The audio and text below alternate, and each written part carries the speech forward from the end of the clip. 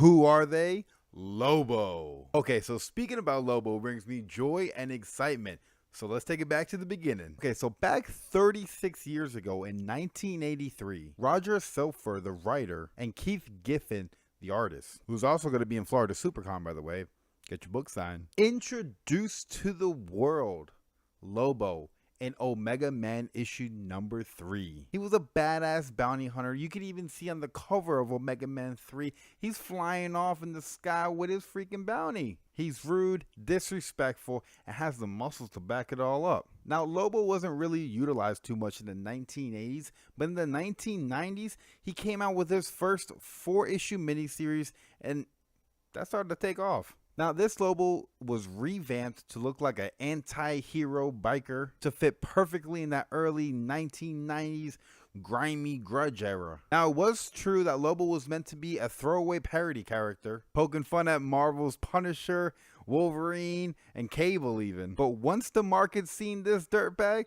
the market loved this dirtbag with open arms. Now, it's funny because Keith, the co-creator, in an interview in 2006, he expressed in the interview that he doesn't even understand why or how Lobo took off. And I wanted to throw this in there. Even the late, great Stan Lee said these fine words about Lobo. In 2016, he was responding to a fan saying that he thought this was a character that Marvel should have because he was the worst human being on earth and he was so evil and vile and strong and ugly, and I loved him.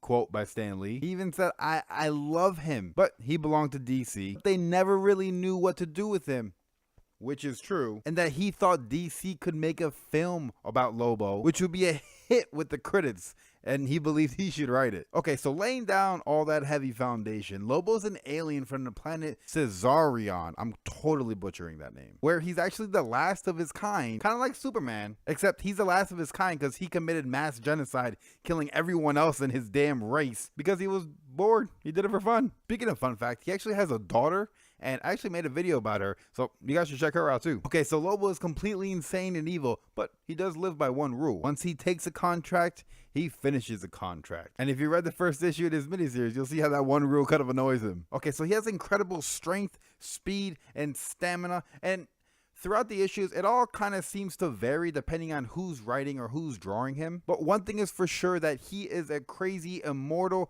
with an insane regeneration rate that the gates of heaven do not want his ass, and freaking hell doesn't want his ass either. Now, if you're interested in learning more about Lobo, I have 2 kind of good recommendations, and the first one would be that first miniseries.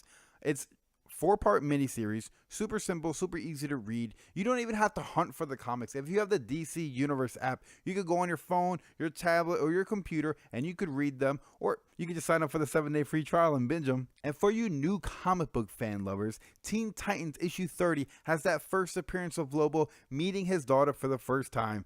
Daddy's home. So you're probably going to want to pick that one up on issue 31 when it drops. I know I am. Also, Lobo was in some amazing animated shows, but that first one was that Superman the Animated Series, which is my personal introduction to Lobo, which I freaking love, man. I love Lobo in that show. Yeah, I said it. I love Lobo. Bite me. Also, I'm so excited. He's going to make his first live action appearance, which is a long time coming, and that sci-fi episode, that sci-fi new series Krypton season 2, which is about to come out, which I'm super stoked for. And if you want to catch up, season 1 is now available on the DC app. Like I said, get that 7-day free trial in. Okay, now for you speculators and collectors, here are some keys I put together that you might want to look for. All right, so the first one is his first appearance in that Omega Man number 3.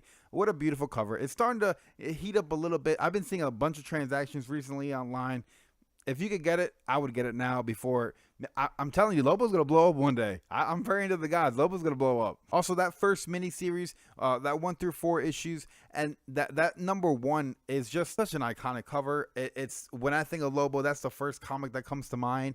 So I think that's pretty notable, and it's super cheap to pick up. The second to last one is going to be a scarce, super hard to find book that was even a pretty low print. That Lobo issue number 63.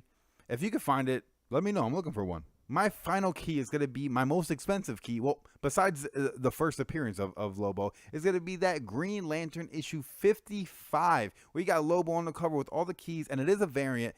If you can find that cover for the low, definitely pick it up. That's my little wrap up on Who Are They with Lobo. I hope you guys liked it. I hope you guys comment down below, smash like, subscribe, and I'll see you on the next one. Peace.